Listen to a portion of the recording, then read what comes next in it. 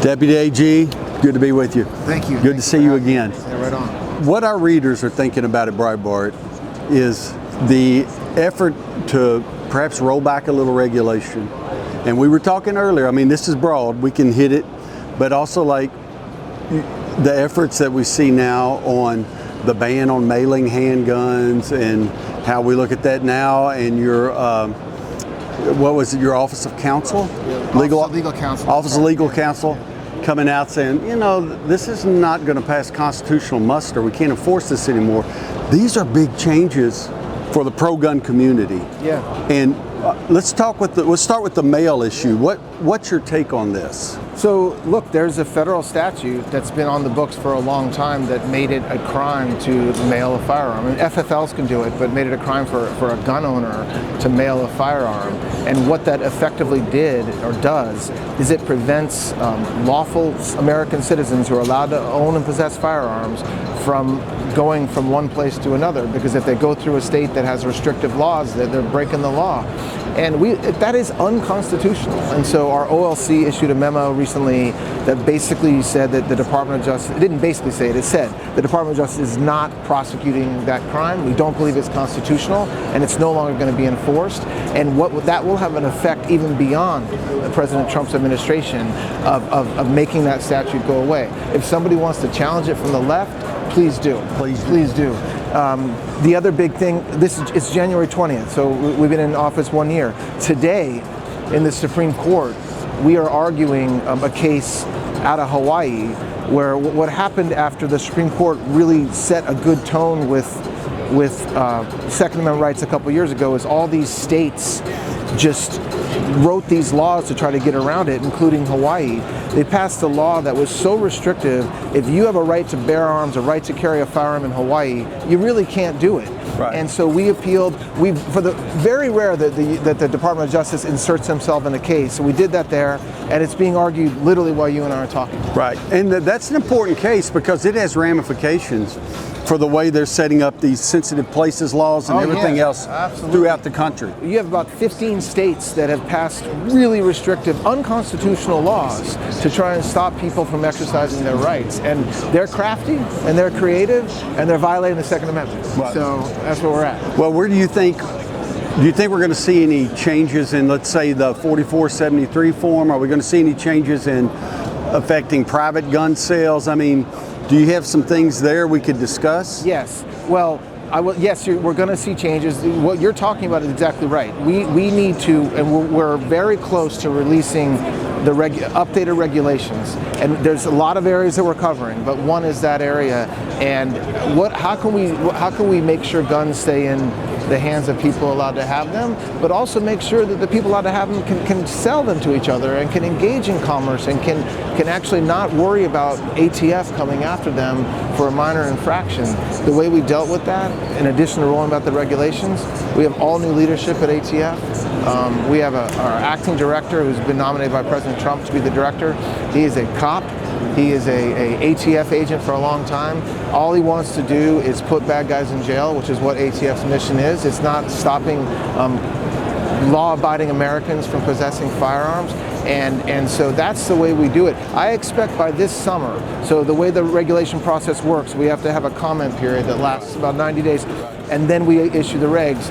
You're going to see it, before Labor Day. You're going to see a whole ton of regulations rolled back or adjusted, consistent with President Trump's priorities. He issued an executive order day one. Right. We are not going to war against the Second Amendment. It is as important a right and as important. It's so key to our country more than the fact that it's basically been treated as like a stepchild, attacked. Questions, laws around it is something that President Trump will not stand for, and it's working. I mean, it's working. I hope the gun owners, I hope the manufacturers, I hope folks realize that we are doing everything that we can to put President Trump's administration policies into place, which is if you want to own a firearm, if you want to buy a firearm, if you want to carry a firearm, you have a Second Amendment right to do so, limited only by certain fringe issues. Right.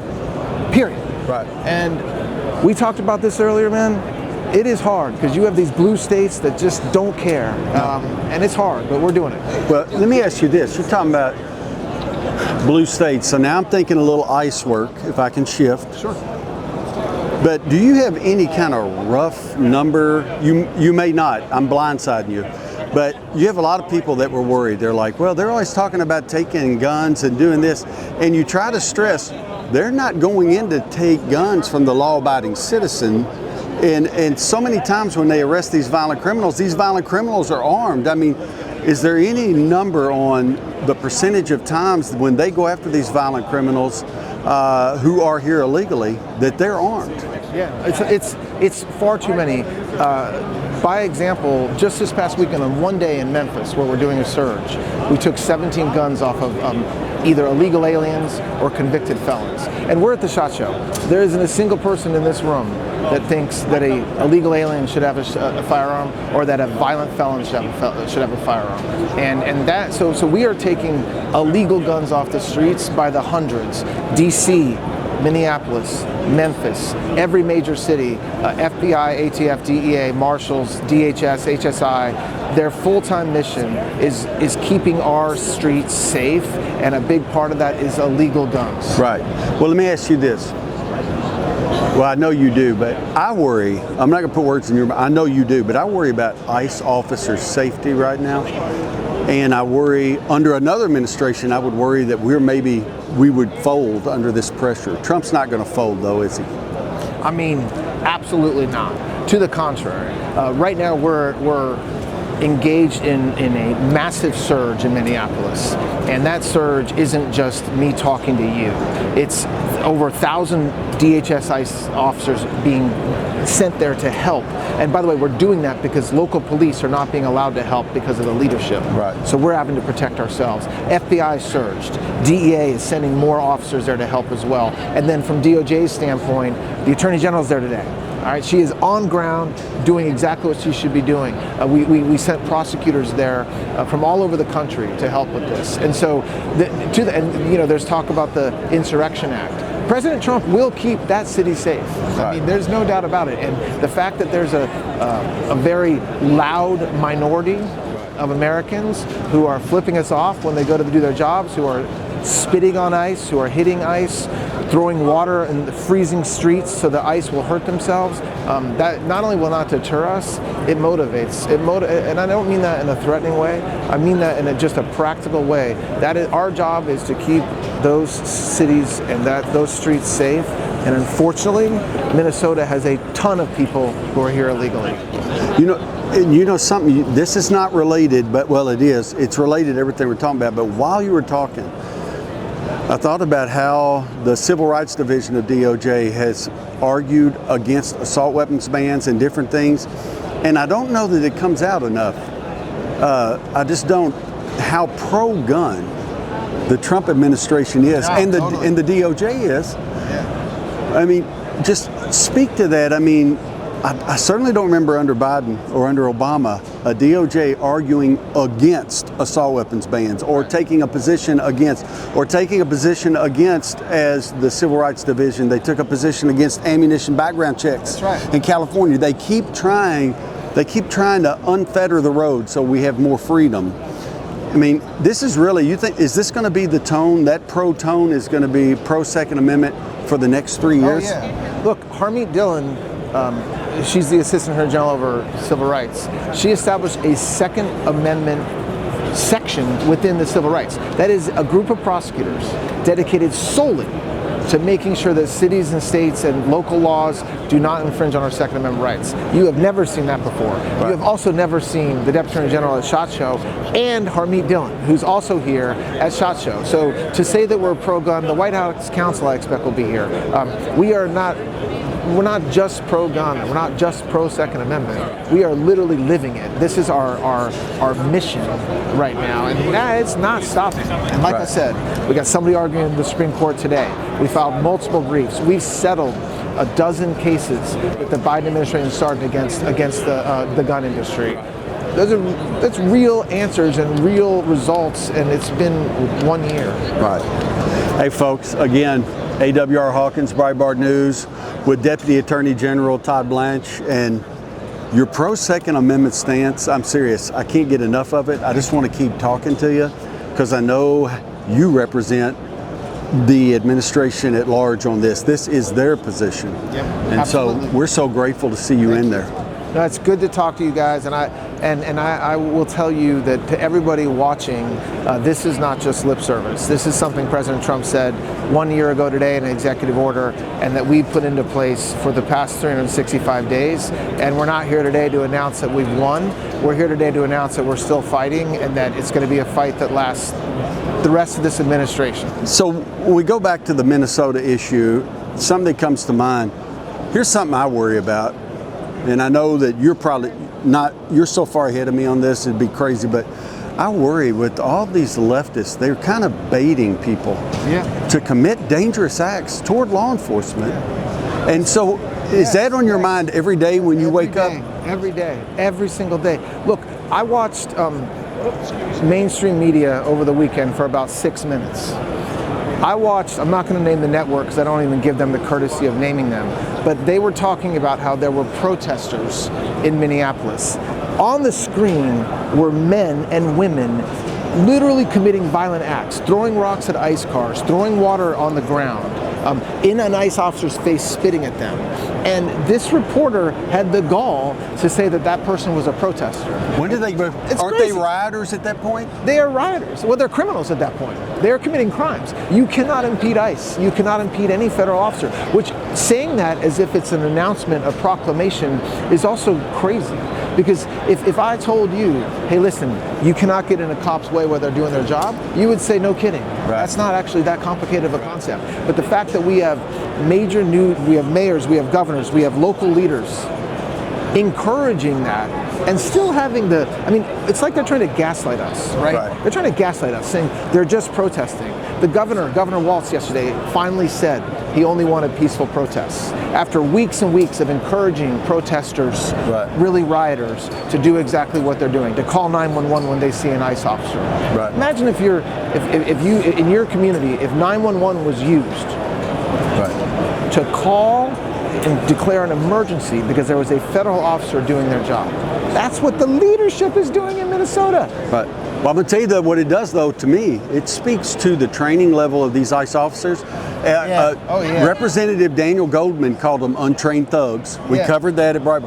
They're far from untrained thugs. How do they keep their cool? As you say, someone's in their grill, spitting at them, calling them every name in the book, telling them what they wish would happen, and they keep their cool. It's the amount of training. Yes. The rockstar Americans. Secretary Noem talks about it. The Attorney General talks about it. I met with them on Friday. You look at these men and women. They have families. They have kids. They have parents. They have siblings, and they are just showing up. And they know that their day is going to be just as bad as the day before, and they're not quitting. We don't have guys doing, call-outs, sick-outs. They're showing up and they're doing their job. And by the way, their job is taking illegal aliens off the streets. And what's not told on mainstream media is we're still doing our job in Minnesota. Like, we're still out in the communities. We're still going to these places where there's aliens that are criminals, convicted felons, and we're getting them and we're deporting them. And so they may be trying to stop us, but it's not working at all. Right. Well, I'm going to tell you, the amount of safety that the administration has delivered, just the work they've done, closing the border. I mean, it's virtually closed. It's virtually closed. I've been there. Not only that, we've brought almost 70 cartel kingpins and leadership to federal prisons in this country. They are no longer distributing cocaine, fentanyl, meth into this country. And if we won that war on drugs, I mean, heck no, not even close. But is that something that we didn't see for 4 years? You better believe it. Yeah. And so, and the violent crimes, ATF is now focused on violent crimes. You saw more federal cases against robbers, drug murders, against really violent felons that don't belong in state prison, they belong in federal prison. You saw more of that in the past year than you saw in the past 4 years combined. And that's why you can walk around DC you can, at night alone. You can go to a restaurant alone.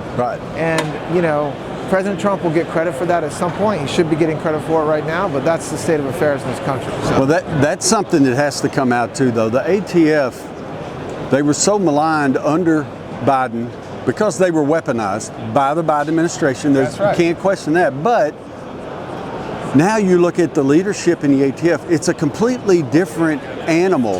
And its sights are no longer set on these zero tolerance policies to get rid of FFLs over clerical errors, all that.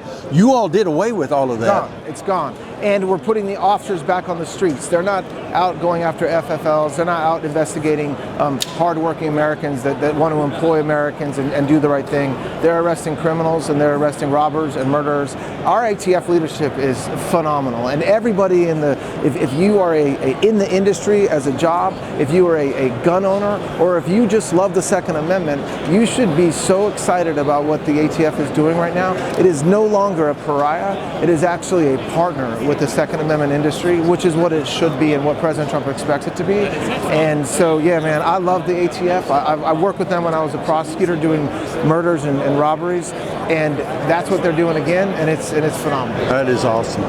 Well, Deputy AG, good to talk. And thank you again, I mean it. Thank you. Thanks for the pro. I know it's true. You don't just talk the talk. Thanks for being pro 2A. Amen.